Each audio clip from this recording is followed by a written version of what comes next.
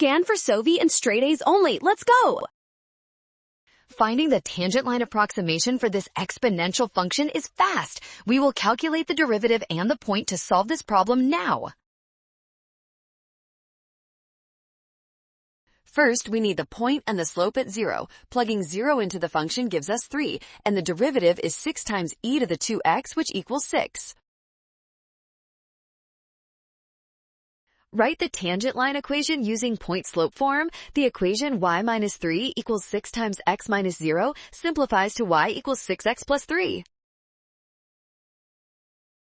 Plug 0.1 into our linear equation. 6 times 0.1 plus 3 equals 3.6, making option A correct.